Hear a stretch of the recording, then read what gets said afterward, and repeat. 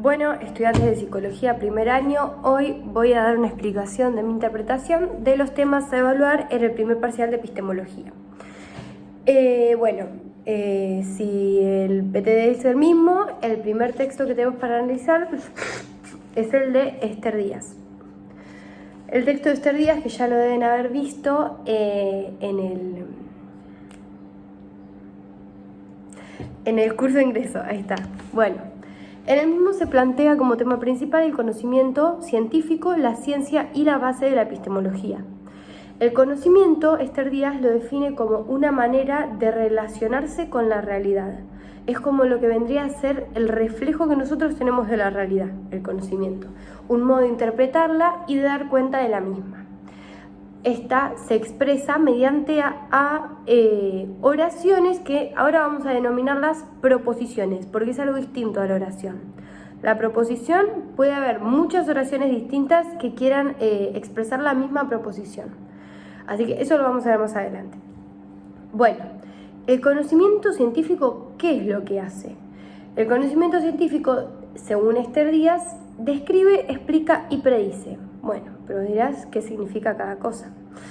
Describir es enunciar las características de un objeto o de un estado de las cosas. Por ejemplo, no sé, este vaso es transparente, es alto, es cilíndrico y puede servir para contener agua, Bueno, explicar es relacionar los motivos que producen o permiten ese hecho. Bueno, por ejemplo, explico que este vaso, gracias a su forma cilíndrica, gracias a que es hueco por dentro, puede contener el agua. Después, en base a la descripción y a la predicción, yo puedo hacer en base a la descripción y a la explicación, yo puedo hacer algo que se llama predicción, que, como ya sabrán, es anticipar un hecho antes de que el mismo suceda. Por ejemplo, como hacemos con el clima. O, por ejemplo, yo puedo decir que, sabiendo que es de vidrio, gracias a la descripción y a la explicación que di de este vaso, puedo predecir y anticipar que si este vaso se cae, se rompe y se destruye.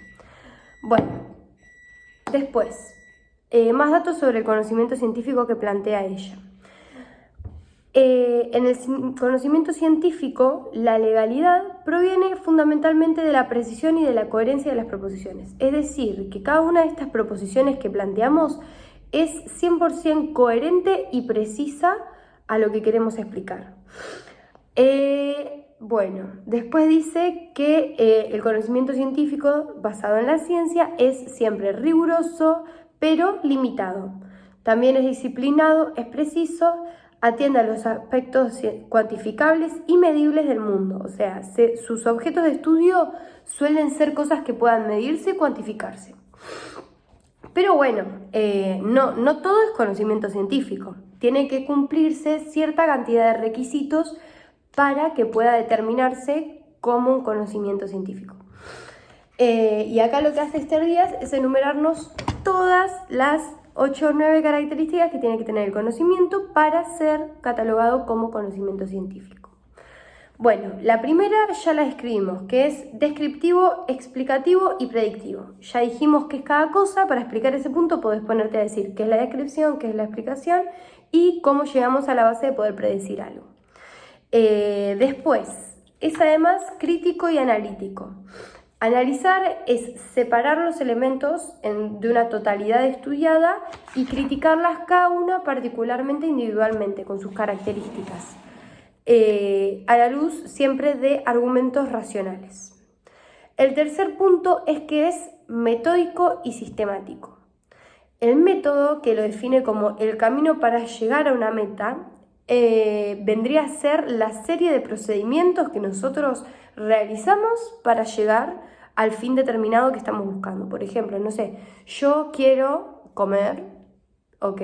Bueno, ¿qué tengo que hacer? Tengo que llevar a cabo una serie de métodos para alimentarme. Voy, agarro el arroz, lo pongo en la olla, caliento el agua. Bueno, ¿me entendieron? De esa manera, el método que yo utilicé fue el hervor del agua, sumar el arroz, para llegar a mi fin, que es tener el arroz hervido y comérmelo. Después, tiene que ser metódico y sistemático. Cuando hablamos de que es sistemático,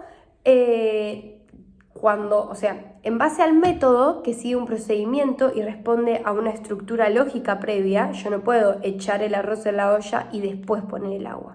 Tengo que poner primero el agua, llevarla al hervor y ahí poner el arroz. Eso está basado en mi lógica previa, porque ¿qué iba a hacer? Se me va a quemar todo el arroz si no le pongo agua. Esto tiene que articularse de una manera sistemática, en el cual se tiene que cumplir cierto orden. Básicamente es ponerle un orden a los métodos, el sistema. Cuarto punto, tiene que ser controlable. Las proposiciones tienen que ser controlables por elementos de juicio fácticos, o sea, yo puedo poner a juicios de mi criterio fácticos y racionales las diferentes proposiciones que planteé para llegar a ese método y a ese modo sistemático. Punto 5. Tienen que ser unificado el conocimiento científico. Los saberes se tienen que unificar dentro de cada disciplina científica. O sea, yo no puedo estar en ciencias naturales exactas estudiando matemática y de la nada meter el concepto de qué es el inconsciente. No tiene nada que ver una cosa con otra. ¿Qué hacemos? Entonces, de una bolsa con muchos caramelos separamos los de naranja, los de frutilla, los de manzana para hacer un análisis unificado de cada cosa. ¿Se entiende? Bueno, la unificación a veces toma la forma de un sistema deductivo. Bien, ahora más adelante vamos a ver las diferencias entre un razonamiento inductivo y deductivo. Punto 6. Tiene que ser lógicamente consistente. O sea que toda ciencia tiene que poder ser traducida a un idioma de signos vacíos. Más, menos, punto, coma. Vendría a ser eso. No boludez. 7. Es comunicable por medio de un lenguaje preciso. ¿Qué pasa? Yo no puedo hablar de ciencia, hablar de psicología y estar diciendo el chabón es así, así. No, tenemos que ponernos todos de acuerdo, usar los mismos, el mismo léxico, se vendría a decir. O sea, el sujeto de estudio, el objeto de estudio, las palabras determinantes que van a servirnos para crear un conocimiento unificado sin ambigüedades y sin vaguedades. Todos entendemos por sujeto lo mismo y todos entendemos por cada concepto que vamos a estudiar lo mismo. Después, tiene que ser neutro y pretende informar. O sea, sujeto de por sí es una palabra que vos la asociás y una vez que la tenés estudiada ya sabés lo que significa y cuando vos conocés la palabra y la lees, absorbés esa información y sabés a qué va a tratarse. Bueno, punto 8. Es objetivo. ¿Por qué? Porque logra acuerdos intersubjetivos y cuanto más sean de esta manera, más objetivo va a ser el conocimiento. Bien, las conclusiones deben poder ser reproducidas y sometidas a prueba para confirmarlo o refutarlo. Bueno, ¿qué carajo dijiste ahí? Se plantearán. Bueno, básicamente para que sea objetivo, tienen que crearse ciertos lazos que eliminan la subjetividad. Yo no puedo estar analizando este vaso de agua y decir, para mí es lindo.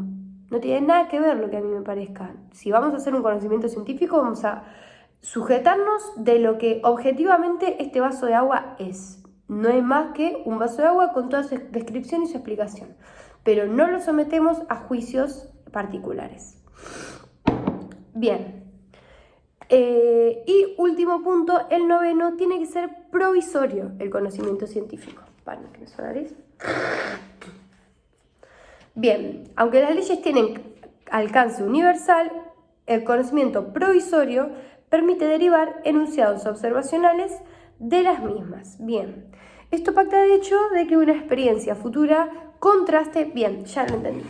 Básicamente, ¿qué pasa? El conocimiento de Aristóteles era buenísimo. O sea, Aristóteles, Platón, unos genios. Y crearon un conocimiento buenísimo. Pero, ¿qué característica tiene? Que es provisorio. O sea, ese conocimiento fue perfecto y calzó al pie de la letra en su determinada época histórica. El hecho de que sea provisorio nos permite de que muchos siglos después nosotros podamos, en base a ese conocimiento, refutarlo o crear uno nuevo que lo suplante, fundamentado por los conocimientos que tenemos hoy en día. Bueno, básicamente eso es todo lo importante del texto de Esther Díaz. Lo hice medio largo, 10 minutos para hacer una hoja, bastante, pero voy a mejorar, se los prometo. Así que el próximo video es de Javier Echeverría.